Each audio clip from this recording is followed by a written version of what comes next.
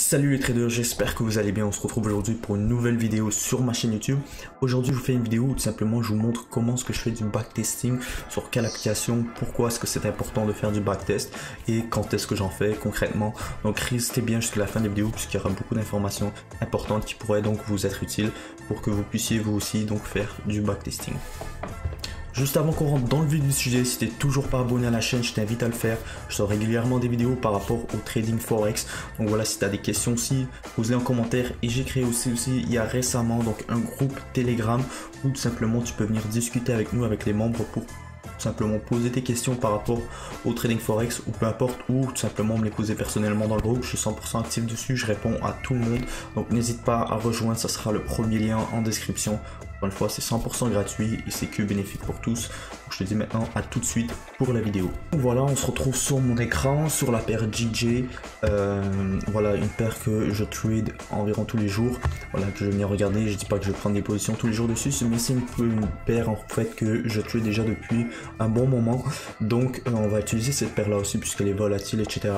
Et je vais vous montrer en gros comment est-ce que je fais du backtest. Donc oui, je fais mon backtesting sur TradingView. Je sais qu'il y en a qui utilisent des softwares, etc. Blablabla, des trucs payants. Moi j'utilise le bouton replay et voilà, je reviens tout simplement en arrière. Je vais tout simplement pouvoir faire mon backtesting comme cela. Donc là, chose importante aussi, pour pouvoir faire du backtesting sur TradingView, ce qui est important, c'est d'avoir au minimum la version pro.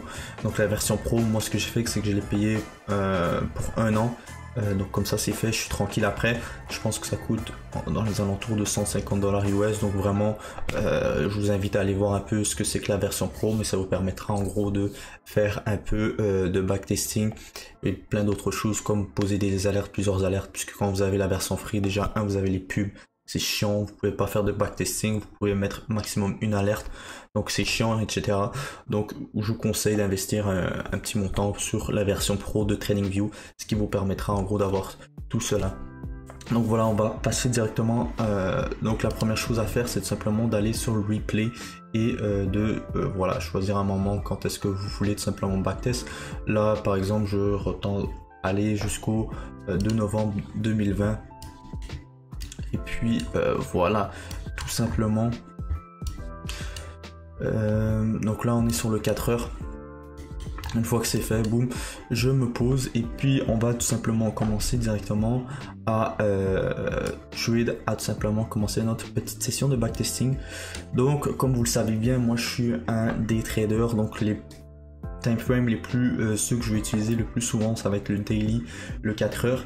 Et je vais prendre principalement mes entrées soit en 15 ou 30 minutes. Donc ce sont les 4 gros time frames que je vais utiliser. Après je vous dis pas de faire la même chose que moi.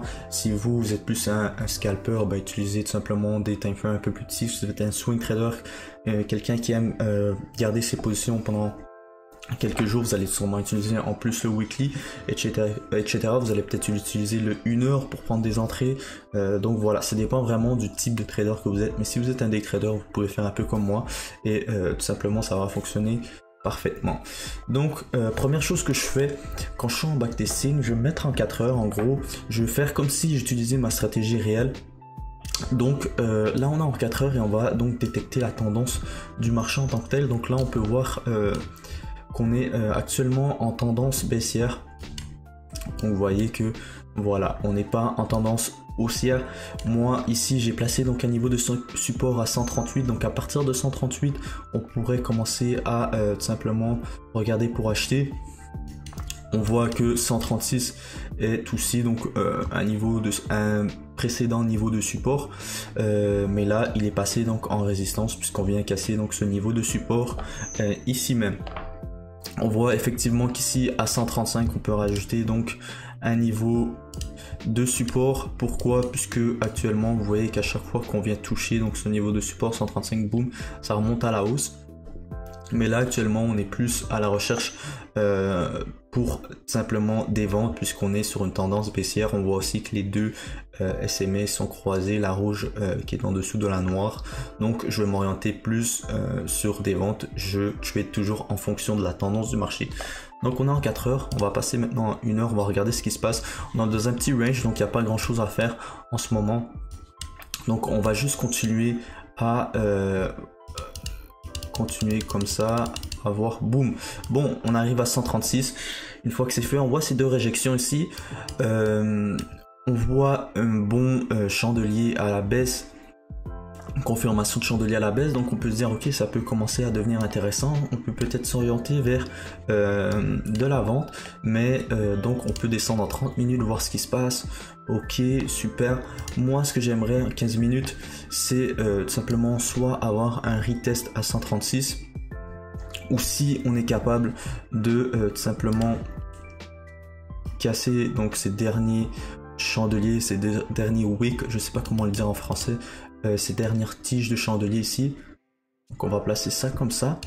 On pourrait pourquoi pas regarder pour une vente donc à partir de 135 900 et on pourrait donc placer par exemple notre stop loss pour être sécuritaire, pourquoi pas ici 135 250 et notre take profit serait donc dernier point ici 136 pour un 2.5. c'est ce qui pourrait être éventuellement possible. Je suis pas encore entré, j'ai placé mon idée, on va voir ce que le marché nous offre. Donc on va continuer tranquillement. Là ce qui nous manque en gros, on avait dit qu'à 136 c'était une bonne zone, donc si on repart sur le 4 heures, une bonne zone de support mais qui est passée en résistance, donc on peut se dire ok, on peut regarder pour ici pour des ventes tout simplement. On voit aussi que le dernier chandelier 4 heures, il y a une belle rejection ici. Là c'est un nouveau chandelier 4 heures, on est à la hausse, donc c'est pas, le trade n'est pas encore prêt en tant que tel, je n'aurais pas pris le trade en 1 heure, c'est pas mal aussi. Donc on est en train de voir, on peut s'apprêter tranquillement à regarder, à prendre une vente. J'aime bien ce engulfing. Si on arrive à casser, si j'aurais placé donc un sell stop à 135.880. Une fois que ça va vraiment, il y aurait un chandelier qui aurait cassé donc c'est weak là, donc ces tiges ici, j'aurais pris tout simplement la vente. Et notre stratégie de risk management, qu'est-ce qu'on va faire comme risk management? C'est qu'on va faire du one-on-one. Donc on va regarder où est-ce que ça vient toucher plusieurs fois. Donc on voit que 135.6. Donc à 135.6, on aurait mis notre stop loss à break-even pour sécuriser tout simplement notre trade et le laisser free, en gros, donc gratuit. Au pire des cas, ça reviendra à break-even, mais au moins on risquera notre trade gratuitement. Au pire des cas, ça vient à break-even, sinon ça ira à notre take profit. Donc voyons voir ce qui se passe. Ok, ça n'a pas touché notre entrée, on n'est pas encore entré. Bon, on peut enlever donc notre sell stop. Pourquoi? Parce que là on n'est pas encore entré dans le trade. Vous voyez que ça n'a pas touché 135 880, donc c'est pas grave. Là par contre ce qui est intéressant, c'est qu'on vient faire un higher high. Pourquoi? Puisqu'on vient casser donc ces hauts là. Donc on s'ajuste tout simplement. Qu'est-ce qui peut se passer? Donc si on regarde un peu sur le 1 heure, voilà, on voit tout simplement un higher high qui est créé. Là ce que j'aurais aimé avoir, c'est au moins un retest pour continuer à la hausse, pour avoir aussi un bon risk reward, donc un bon RR. Donc là c'est pas le cas. Donc qu'est-ce qu'on peut voir ici? On voit actuellement que 137.4 ici, je pourrais dire que c'est un bon niveau de résistance. Si vous regardez avec moi ici, donc cette zone ici, 1, 2, 3, 4 fois. Donc on pourrait se dire, bon, si ça arrive ici, on pourrait regarder pour encore une fois des ventes. Si ça revient faire un pullback à 136, on pourrait regarder pour des achats, mais là on est déjà à 60 pips vers le haut, donc on va continuer, on va laisser faire tout simplement. Donc on a notre pullback ici, vous voyez que voilà, on a eu notre pullback. On regarde en 15 minutes ce qui peut se passer. Donc on a eu notre pullback. Si on prend le Fibonacci, un outil que je vous ai déjà parlé, qui est quand même assez, que j'utilise de temps en temps, on est tout simplement où est-ce que ça a commencé le hop? Ça a commencé concrètement. Oups. On a commencé le hop ici, right? Et voilà. Donc on n'a pas eu notre 0.618. Ça serait ici. Boum. Ah, pardon. Comme ça ici. Vous voyez qu'ici c'est une résistance. On vient créer un high. Boum. Pullback. Ici confirmation de chandelier à la hausse. ici, on aurait pu prendre une position ici hein, concrètement. Comme ça ici, on aurait placé notre stop loss juste en haut, juste en dessous d'ici. Et on aurait pu placer donc soit notre take profit comme je vous l'ai dit dans une de mes vidéos ici au moins 0.27, ou sinon on peut le placer là ou au prochain point ici pour plus un swing trade. Mais là par exemple disons qu'on va le placer au moins 0.27, on aurait mis notre stop loss à break even à 1-on-1, soit à 25 pips. Sauf si on est rentré par exemple ici à 136.240, on aurait placé à 136.5, soit concrètement exactement ici. Donc on aurait placé déjà notre trade à break even ici, et là on aurait pu le risk free. Donc si on regarde ce qui se passe, boum boum boum, on atteint donc notre take profit pour un 2.5 de ratio. Donc moi ce que je fais concrètement, c'est que j'ai aussi par exemple une feuille de papier et un crayon, et je vais noter trade 1, boum, là on aurait fait donc plus 2.5%, j'aurais marqué ici 2.5%, et j'aurais fait ça pendant 1 heure, 1 heure et demie, juste voilà pour continuer à s'entraîner, à appliquer notre stratégie, à garder notre stratégie à l'alerte. C'est tout simplement une bonne pratique. Souvent je le fais aussi pour ceux qui me demandent, quand je perds un trade, je réanalyse ensuite le trade que j'ai perdu, je regarde les erreurs que j'ai faites, puisque si vous êtes là à prendre un trade, vous avez perdu le trade, ah merde, et vous passez à autre chose, vous n'allez jamais apprendre les erreurs que vous faites concrètement. Donc vous allez continuer à faire ces erreurs, vous allez voilà tout simplement vous n'allez jamais progresser en tant que tel, et c'est pour ça que c'est important de faire du backtesting, de regarder un petit peu les erreurs, les noter, comme je vous l'ai déjà dit dans plusieurs vidéos, pour avoir un journal de trading pour noter tous les trades que vous prenez. En gros, écrire à fur et à mesure les confluences que vous avez pour prendre un trade. Là vous voyez, à fur et à mesure on note les idées. Je vous avais dit que si on arrive ici à 137.4, on va regarder tout simplement pour des ventes. Là ici on a créé un high, donc on peut s'orienter vers des achats. J'ai dit que j'attendais un pullback dans cette zone ici pour prendre simplement un achat, ça a été le cas. Boum, on utilise ici notre outil Fibonacci, ça rajoute une confluence. Boum, on se dit, on a notre confirmation de chandelier à la hausse, on a notre risk management qui est aussi fait. On dit que une fois que c'est un one-on-one, on place notre stop loss à break-even, donc le trade est risk-free. Donc c'est toutes des choses qui rentrent en compte dans ma stratégie, et vous voyez que boum, ça fonctionne en gros. Et puis vous faites la même chose, je connais pas votre stratégie, mais vraiment faites comme si vous étiez en train d'utiliser votre stratégie concrètement, et prenez une feuille de papier, boum, et voilà, ne soyez pas pressé de prendre un trade, ça peut prendre du temps. Là vous voyez qu'on n'a pas placé notre idée en place, ça n'a pas été le cas, on n'a pas touché 135.880, donc on n'a pas rentré dans le trade. Vous voyez que voilà, on se réadapte par la suite, on crée un high, bon ben on va s'orienter plus vers des achats, et puis voilà. Donc là on va continuer encore un petit peu.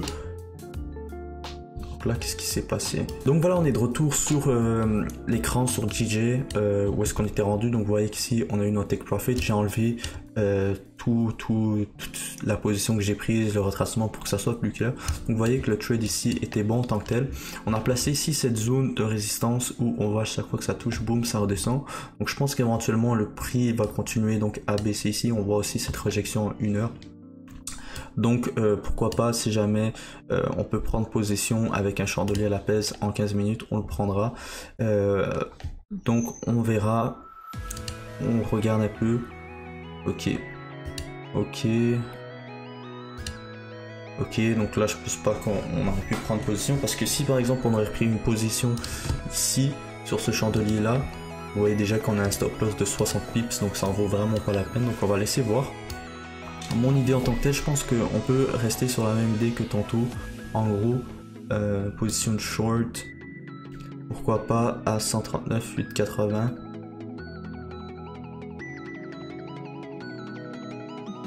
Ici. Et on pourrait mettre notre stop loss juste en haut des hauts ici. Je pense que ici on pourrait continuer, puis voilà, faire comme ça. Ça pourrait être pas mal. Et on a ici donc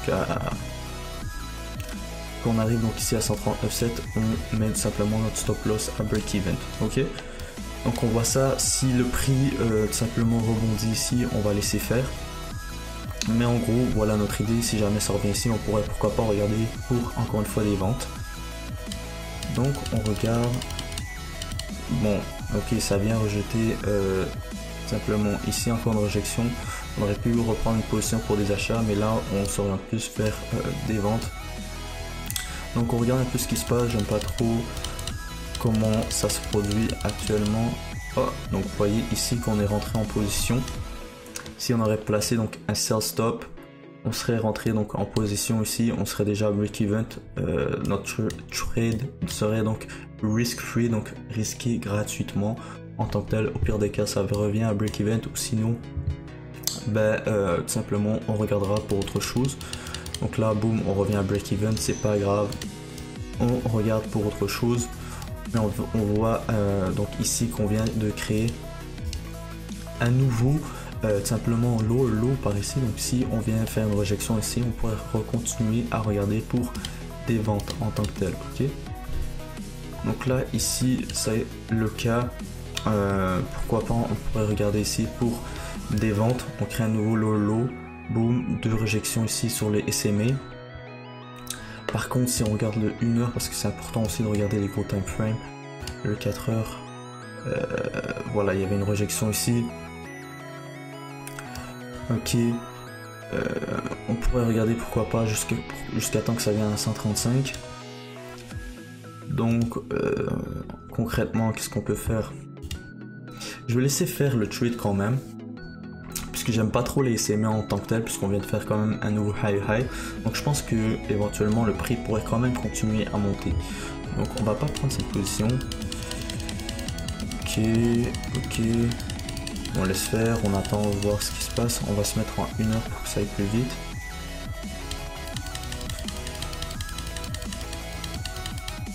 Donc en tant que tel, si on avait pris le trade ici, on aurait fait quand même pas mal de profit. On a décidé de ne pas le prendre, c'est pas grave, on attend quand même des trades de haute qualité.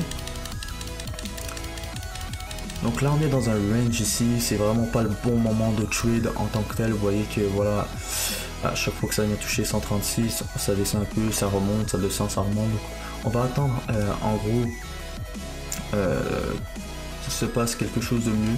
Donc soit on vient jusqu'ici puis on achète, puisqu'on voit que c'est un niveau de support assez important.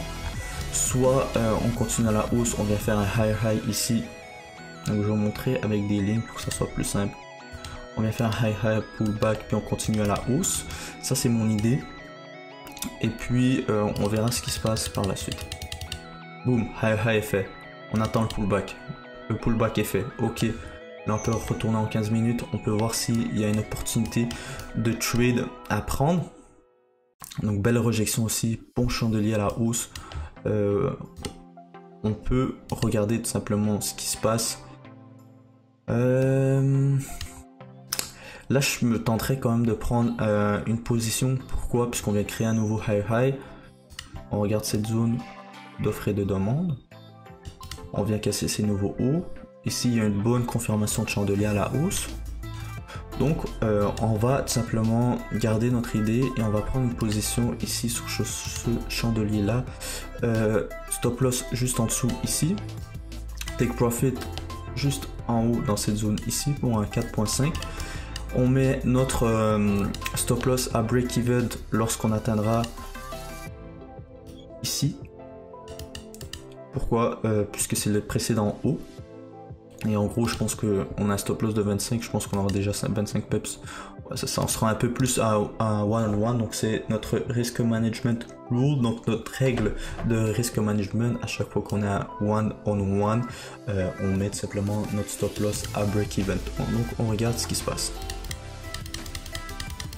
Boum, directement à notre take profit. Donc vous voyez ici 4.5 de risk reward, on l'écrit, puis vous voyez que ça a fonctionné en tant que tel. Donc voilà, quand vous avez une idée en tête, n'hésitez pas à la planifier comme je l'ai déjà fait dans une vidéo. Planifier, identifier, planifier et exécuter, c'est ce que j'ai fait et vous voyez que ça a fonctionné parfaitement.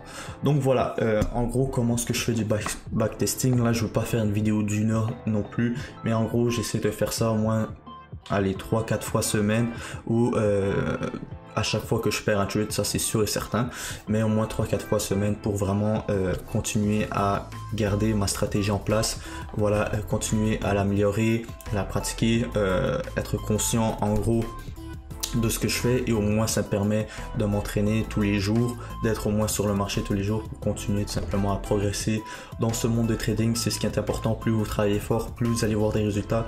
Si vous êtes là à tout simplement vouloir, voilà, vous pointer quand est-ce que vous voulez, vous n'allez jamais avoir de résultats. Si vous ne corrigez pas vos erreurs, vous allez toujours continuer à perdre vos trades.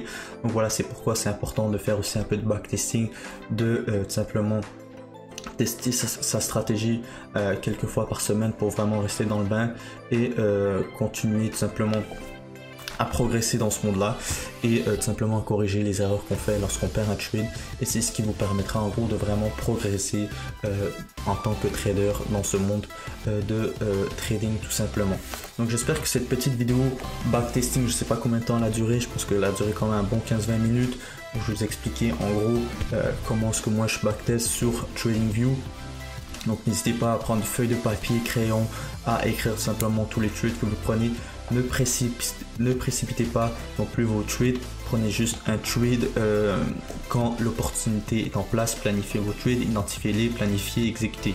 Exactement, ça c'est la règle d'or. Donc voilà, c'est ce que j'ai fait dans cette vidéo. On aurait pu avoir quelques losses, c'est des choses qui arrivent, c'est pas tout le temps que notre stratégie va fonctionner, mais vraiment prioriser encore une fois les trades de haute qualité comme je le fais moi tout simplement. Vous n'avez pas besoin de prendre à chaque jour des trades, vous avez tout simplement besoin de prendre des trades qui sont encore une fois de haute qualité, qui ont des bonnes chances donc d'être en votre direction et d'être réussi, donc tout simplement. Donc j'espère que vous aurez apprécié cette vidéo. Si vous avez des questions, n'hésitez pas à les poser en commentaire, à rejoindre encore une fois le groupe Telegram 100% gratuit pour venir interagir avec les membres du groupe et avec moi-même, et je vous dis à très bientôt pour une prochaine vidéo. C'était Henri, ciao.